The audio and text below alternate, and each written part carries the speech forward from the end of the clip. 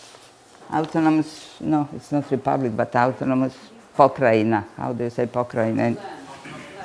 Yeah. So, and it is interesting because this, so to say, nationalism gave wings to Milosevic. Milosevic was an opportunist who his only aim was to stay in power. He, in his head, and I studied quite a lot this person and also wrote about him in the book about the trials in The Hague. He was an opportunist who did not have war in his mind when it all started. He wanted to stay in power, and he understood that by forcing nationalism, riding on the wing of nationalism, he perhaps could do it, and he did it. But there were other nationalisms to count on all around, so it wasn't that he is a nationalist and then what? He is the big boss and then what? I mean, there is a Croatian nationalist, there is also Slovene nationalist, let's not forget that. So then slowly through this writing about nationalism and against each other, especially Serbs against Croats, the atmosphere was created. And this is where, by whom this atmosphere was created? By the journalists, but still under the control of regional nationalist leadership. So somehow we came to this topic that I want to start by showing you two very short clips. We will have to switch off the light for that. So the first one is concerning Sarajevo, and we are going to see and then I'll show you another clip, but just to, well, I don't think this needs very much explanation, right? The other clip that I want to show to you, it's another intellectual. This time it's a Croatian intellectual. His name is Slobodan Praljak. And this gentleman is also born in 45, like Karadzic. He is, engineer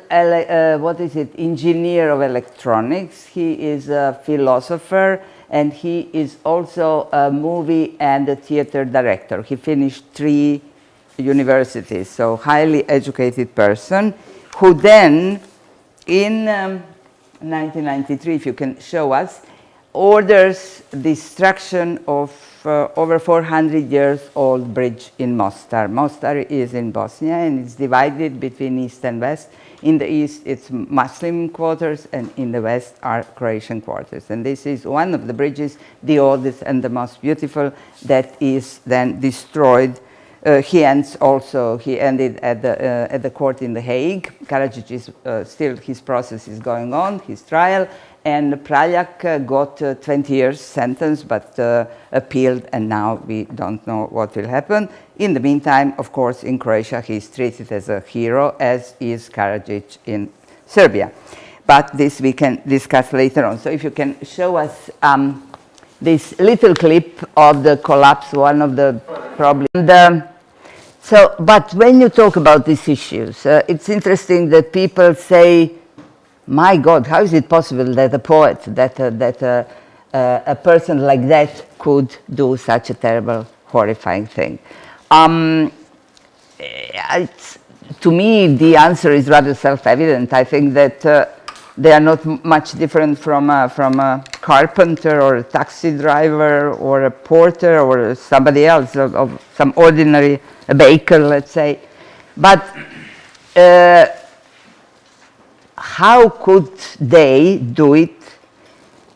This is not the right question. The right question, in my opinion, is why wouldn't they do it? What do we presuppose is that writers and intellectuals in general are so special that they would not commit a crime, shoot or lust for power, order executions, succumb to corruption. It looks as if they would be, by their education, vaccinated against it. But in spite of enough proofs that they are not, there is still a widespread belief that intellectuals, especially writers, are beings of a higher moral order. After all, they possess knowledge. And this idea about knowledge freeing you free, comes from our Enlightenment tradition. But we are always contradicted by life. So, of course, was I, when my colleagues, writers, journalists, and professors in my own country decide to take automatically the side of the power. The power was nationalist at that time. Before that, they were taking side of the power that was communist. So they just switched like this. And this I find very interesting. Of course, as I told you, in my opinion, the source of such a behavior is their position during the communist times, the fact that they could not be free. So I could, this is, I told you about Karadzic, I told you about Praljak, but there is another thing. We already are here at the war. I think what we should pay attention, and this is basically my somehow reason to choose this subject, is preparation for the war. Is the role of intellectuals in psychological preparation. Because I don't think that anybody could kill just like that. Intellectuals, they come handy because they are literate, they have a knowledge, but this knowledge could be, so to say, hired. It could be commanded. It could be manipulated into using words almost as bullets. And what are they doing is preparing by words, by writing, by speaking, by disseminating ideas. They are preparing psychologically the situation for the war. Maybe some of you have read the diaries of Viktor Klemperer, and he's registering in minute details. He also wrote a book about the language, change of the language under fascism, but he also records minute details of how the life have changed at the beginning of the fascism, and how the intellectuals, let's call them this way, general name, are creating the other. And this is all about stirring up emotions of hatred by creating the enemy. In other words, in order to have a war, in order to do something, in order to be able to kill somebody or order killing, you have to dehumanize other side. You cannot do it just like that. The command not to kill is very, very strong. So you have to convince your countrymen, first of all, to homogenize them, and then also first of all, to create the enemy and then homogenize the people. This is the task of intellectuals, and most of them were doing it willingly. If you were not willing to do such a thing, you were not in a very good position. As I said, it was preceded by the media war, or the war of words. Journalists from Serbia and Croatia competed with historians and writers describing the other nation as the enemy. And nationalism was politically very instrumental in situation when, let us not forget, inflation had skyrocketed to 2,500%. Can you imagine inflation of 2,500%? They didn't have the prices in the supermarket. They had to change it every 5 minutes, so it was impossible to have the prices. The important thing about this manipulation was that the newspapers were printing the stories from Second World War. They started to count the victims. All the skeletons that we moved under the carpet somehow creeped out. Jasenovac and Bleiburg became the issues. Of course, they became the issues because they were covered before, and mass graves were dug out. The bones were literally counted, and also some people took the bones of their predecessors, of their mothers or fathers, home from Croatia to Serbia or from Serbia to Croatia. And this myth about Serbs as a celestial people, the other myth of Croats who wanted to have a state for 1,000 years and never succeeded, became more and more used. In other words, when you have a history of nationalism, it is very easy to use it. But then it became rather dangerous at that point. It became rather dangerous because these nationalist forces became more and more organized. As I said, the key role in that place that we didn't have history, but we had ideology. So in that situation, you know what you are supposed to write, and you know how to use this knowledge in order to incite hatred. I didn't mention, maybe I should mention that the most prominent Serbian novelist, Dobrica Ćosić, was president of Serbia at the moment of Srebrenica, when Srebrenica happened. So, you know, it's a kind of a sad counterpoint to Václav Havel. I'm not going to, as I said, mention other names, but I just wanted to say that very briefly, this is not, you could say, okay, they were bought, they were controlled, but there were also some other people who showed that this is not necessarily your choice. You could choose. You can choose in every situation. Even Primo Levi said that you can choose in the worst of situations. Always there is a price to pay, but there is also always a choice. I'd like to borrow one expression from Adam Mihnik, who is a historian attending this conference and who at the time of the war wars in former Yugoslavia said that nationalism in former Yugoslavia, contrary to the popular opinion in the West, was not so much repressed as it was forgotten, or better to say, he said it was dormant like a virus. I like to borrow this analogy of nationalism as a virus, which means that you can wake it up at the moment when the conditions are opportune. So this is something that our body is full of viruses, but you don't know exactly when you are going to have a flu, and you are going to have the flu when other conditions are, so to say, good for the flu to develop. And I think this is the best metaphor I have heard about nationalism, that it is a virus. Once in 1991, when the blood was shed, when the blood is shed, that it's a war. And my definition of war is that the war begins when you no longer know names of the victims. So the first victims, you remember the names. You have them here on the square. You have their pictures. This is not the war yet. When you have so many victims that you can't remember them any longer, then this is the war. So, okay, but what about intellectuals? We saw now that they could be bad guys. What about good guys? Can they be good guys?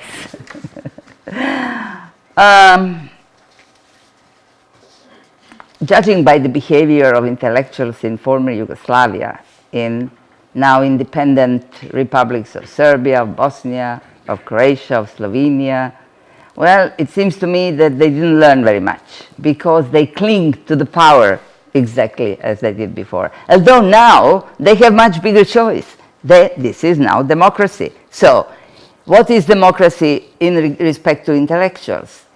Democracy does not produce dissidents. Democracy only produces people of a different opinion. So if you are expressing different opinion in supposedly a democracy, you are not going to be punished. Theoretically so.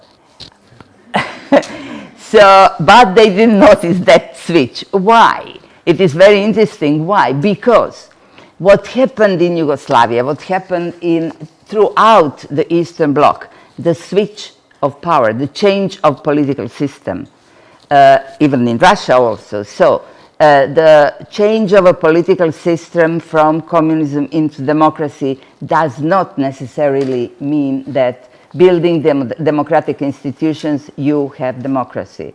What remained to be done is to change people and their mentality, and that is happening, but did not really happen. So you have a formal democracy, you have everything what formally democracy required, but this system, the people, is operating according to the old principles, according to the old methods, which is, of course, this is the reason for the corruption, which is along the party lines, along the family lines, and along the dealing and wheeling with your comrades. These remain exactly the same. There is no difference. And while this mentality prevails, it will be very, very difficult. And it is still very, very difficult. So, but okay, what about the good guys? We didn't come to the good guys yet, because I would like to give you an example of Croatian association. It was called Association of Croatian Writers. Collapse of communism didn't produce much change there, and instead of Croatian Association of Writers, it is now named as Association of Croatian Writers. You would think this is not indicative, but it's very indicative. Of course, then we formed another independent association. But I mean, to switch from Croatian Association of Writers to Association of Croatian Writers, it means Serbs are excluded, everybody else is excluded, and it works. And when the several writers protested that, they resigned their membership, and the rest of the members enthusiastically applauded their resignation. So this is how it was and how it still very much it is. Today even intellectuals are very eager to demonstrate their new political correctness. And the new political correctness is still a loyalty to the ruling party, a loyalty to the nation, a loyalty to the Croatian state. So, I mean, authoritarian regime had collapsed, but it's still, there is fear, and there is still dependence from the ruling party. Nationalism, in fact, gives you a very little space to be critical. And it's better. I can't say it's the same as it was 20 years ago, but considering that 20 years have passed, it is, we still, I can't say in my free conscience that we have a complete freedom. One of the reasons is that media and the government are very closely tied together, not through the party connections, but through the connection between the capital and the government. So it's a different kind of connection, but it's still ruling the freedom of expression in at least in Croatia and Serbia and Bosnia. These are the countries I know a little bit more about.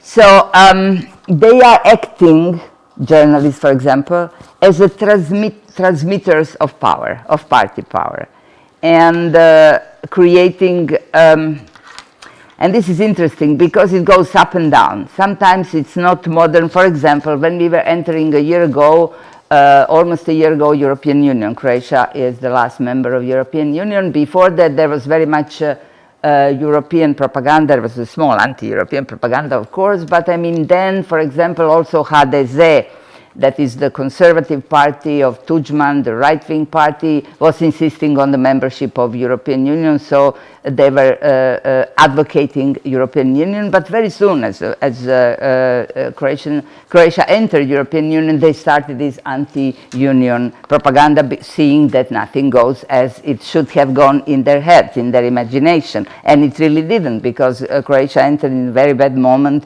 where economic situation was very, very bad.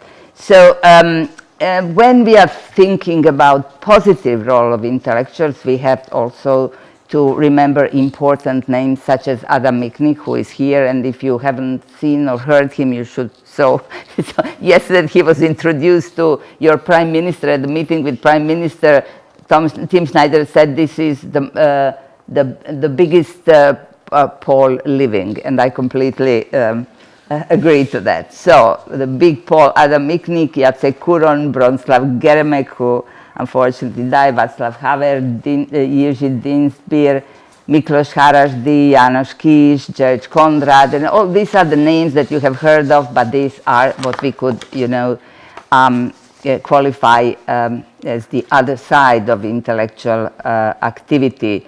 The ideas of civil society, of introducing morale into politics, remember what Havel was talking about, of living truth, this is his expression of political pluralism, would have been impossible without efforts of people like them. But what happened to them after the revolution? Are they still important? We all know what happened to Havel, but are these people still important? They play their big role in preparing revolution, as those play the big role in preparing the wars. And it seems to me that they have, for a period of time, lost their influence. If so, I would say it's normal. The more normal the society, the less need for public moralists, redeemers of people, or intellectual heroes. It is a sign of normality. On the other hand, for former Yugoslavia, for example, in the society that is far from normalization, because of nationalism and because of lack of reconciliation, which is another topic, and where we still have a tough struggle between authoritarian and liberal forces, perhaps critical intellectuals were written off too early in belief that democracy will take care of itself. Are they still needed? At certain point long ago, one intellectual turned down Havel's invitation to take up governmental position with the argument that someone has to remain independent.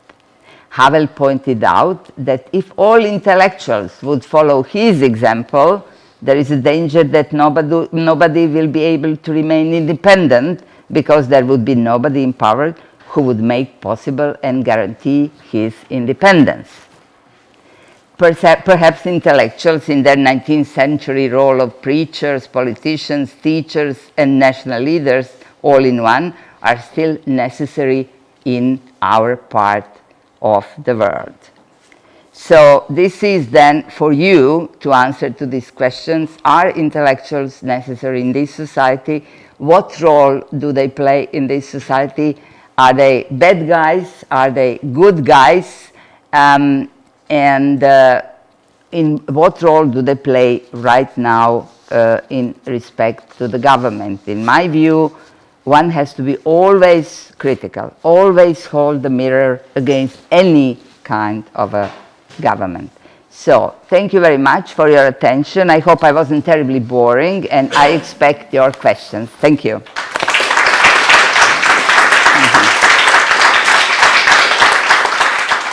And nobody expected what happened since their death in Ukraine.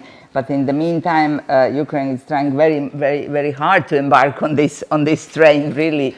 Well, we don't know what's going to happen.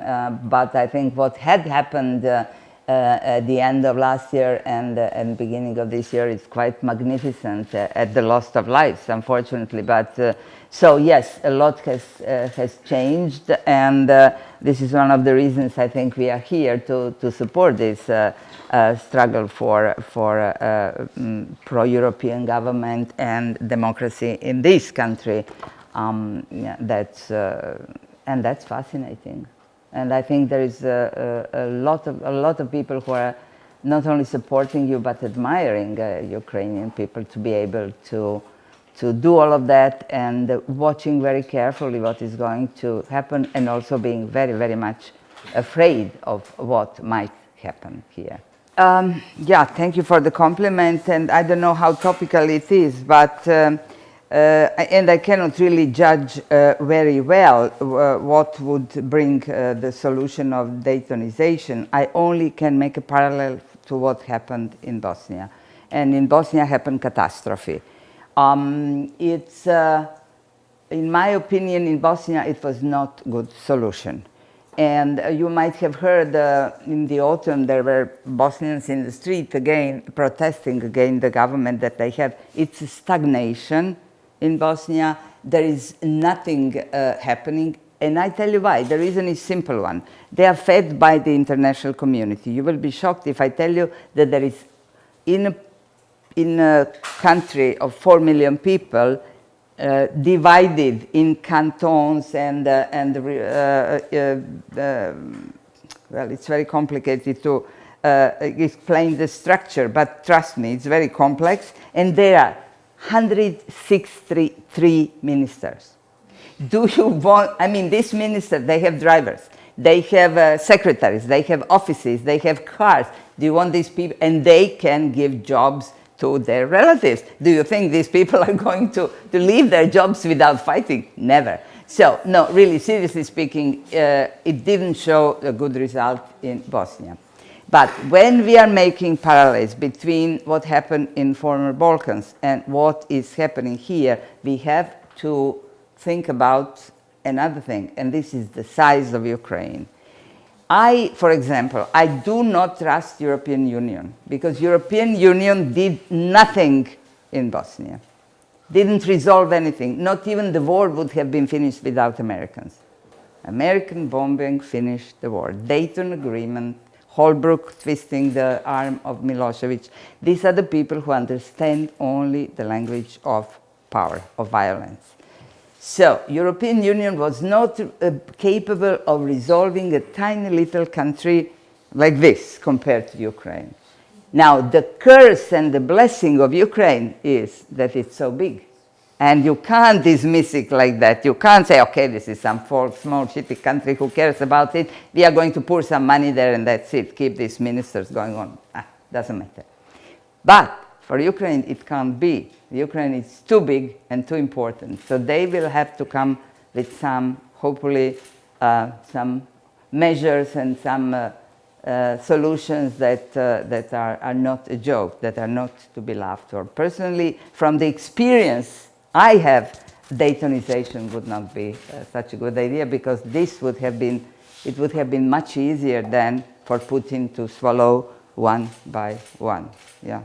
I don't know if I answered your question, but well, actually, in our situation, it was different, and there were mainly female intellectuals who were opposing the nationalism and the war, and so you can draw whatever conclusions you want from that, but this is how it was, and for some reason or the other, they were not so fanatical about the. So they paid the price, you know.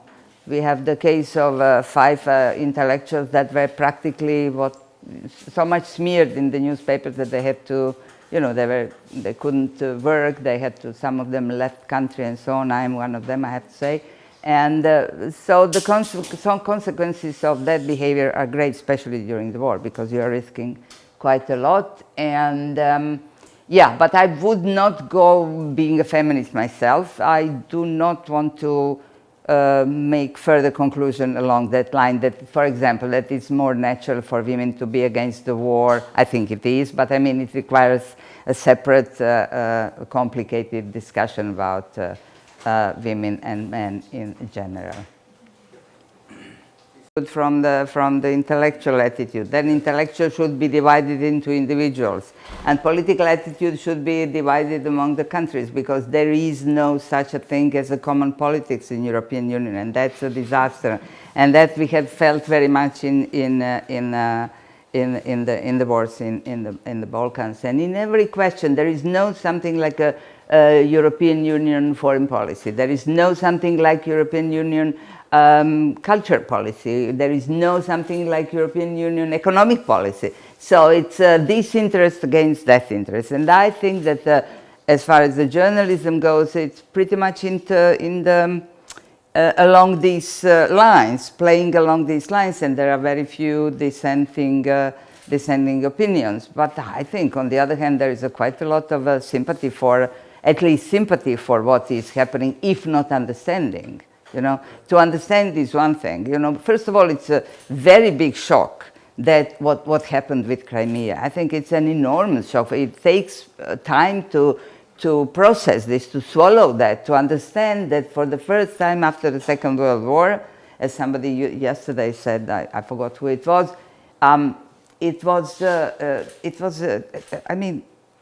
there was aggression.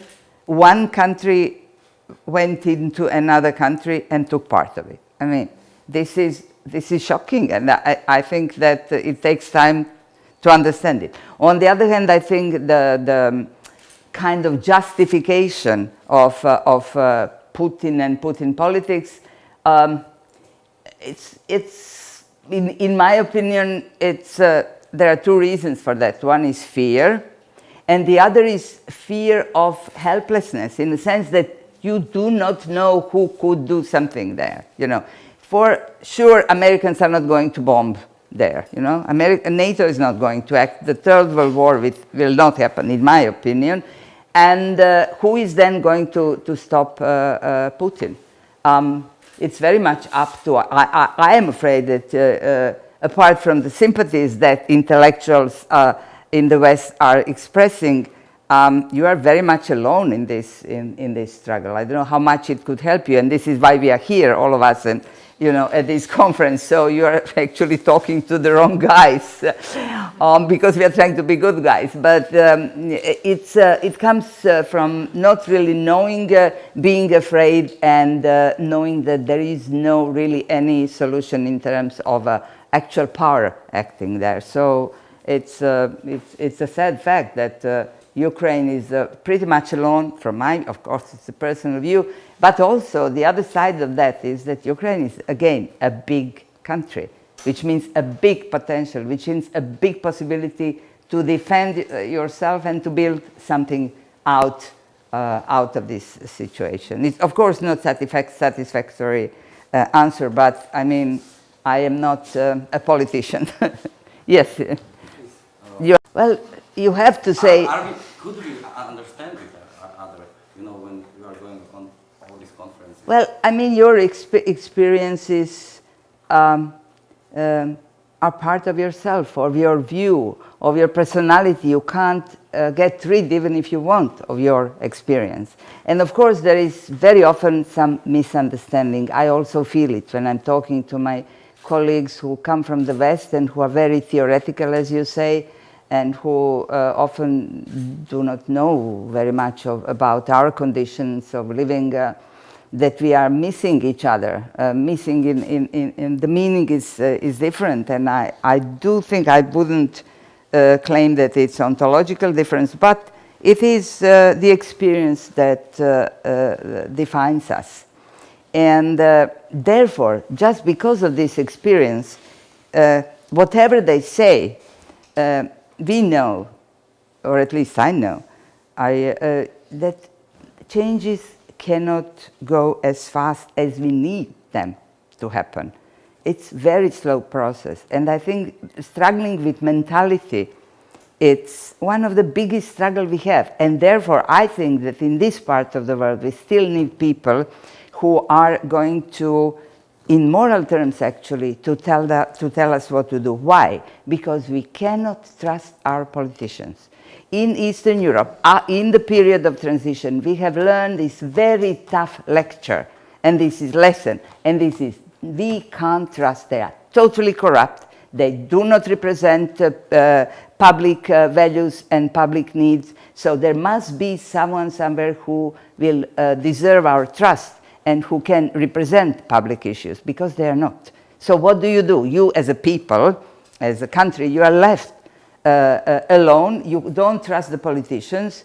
They are corrupt. Media are corrupt. So you must, like in the old times, in the bad old times, you have to have here and there some voice that you can trust, that you can. The problem, however, is another, is where they express themselves, How can you express yourself in the world, which is totally ruled by media that are privatized and that are also politically governed, you know?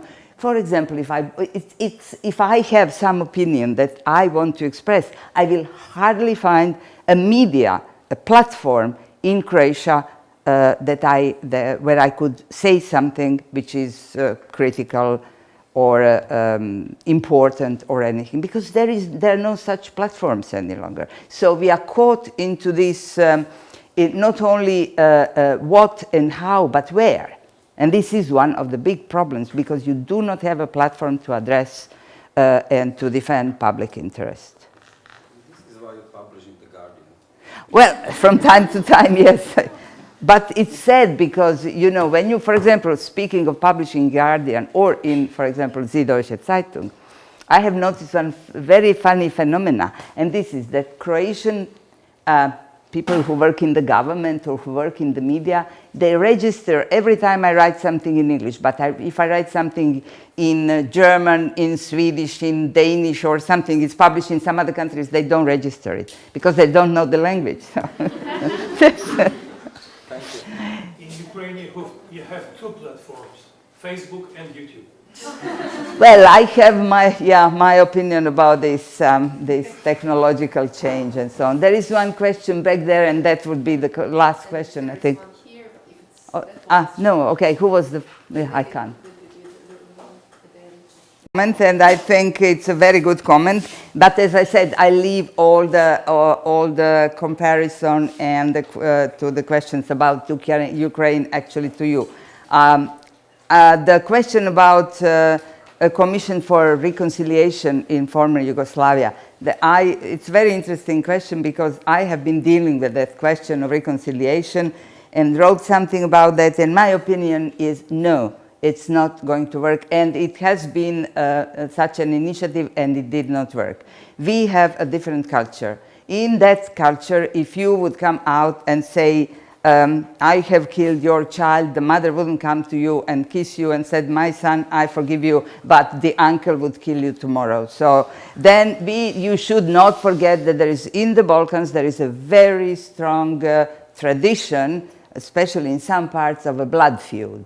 So to shed the blood is not in revenge, it's more common than to forgive. I'm talking about centuries back, but this is actually one of the reasons why it doesn't work. It was formed, such a commission, in Sarajevo, and the head of that, I don't know if he's Jakob Finci, if he's still there, it's a Jew, and it absolutely did not and could not work. In my opinion, I can tell you very briefly, that because the war, and that's my deep experience and conviction, comes from the top, not from the bottom. It has to be incited, and it comes from the top. Therefore, the peace should take exactly the same way. It should come from the top. And what does that mean? It means a whole series of attempts from the state institutions. It doesn't mean only that this has been done, that the president of one country comes to say, I'm very sorry, then the other comes, I'm very sorry, and so on. They go ceremonially. Yes, on the level of ceremony too, on the level of institutions too. But so political level, institutional level, but most of all on the level of history, because one of the causes that this war was, or one of the reasons that this war was started is history. The fact that we did not have history, the fact that we have ideology. So historians have an enormous, big, important task to finally produce some kind of, I'm saying some kind of truth. Why? Because I think that we have to have reconciliation about this truth. A couple of years ago in Serbia, they denied Srebrenica. They said no, students from the law faculty put out a declaration saying Srebrenica never happened. Srebrenica is a place where in 1995, 8,000 Muslim men and the boys were killed, exterminated. No, so it's a huge mass grave. Couple of years later, Serbian parliament put out a declaration recognizing Srebrenica. So the task of historians and then task of people who are in education to produce the books, the textbooks that hold some kind of, I have to say this, common truth, because without common truth there is no justice. And without that the whole process of reconciliation falls into nothing. Thank you very much. Thank you.